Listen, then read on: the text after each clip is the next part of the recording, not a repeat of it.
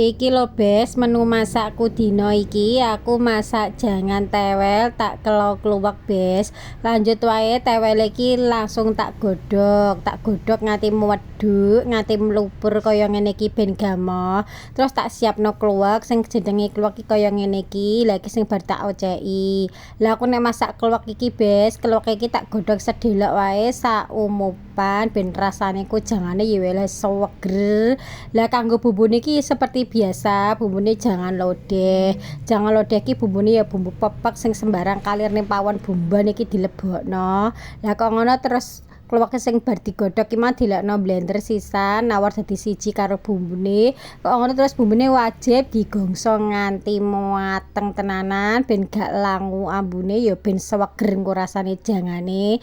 Lah nek bumbune wis mateng terus tewele sing bar digodhog mah dilebokno ne bumbune terus disori santen bes. Lah kok ngono terus dikeki bumbune iki ana uyah, penyedap karonan gula.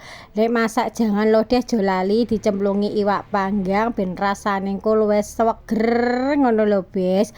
Lah wis cukup ngene tok nek masak. Lah iki terus diumupno jangane dimasak nganti tanek ben ora mambu nganti engko sore. Lah nek wis mateng terus dipateni kompore, terus lanjut imbo sego wis siap dipuluk-puluk bes. Iki aku lawuhku karonan iwake nduk tak goreng karo lombok ijo.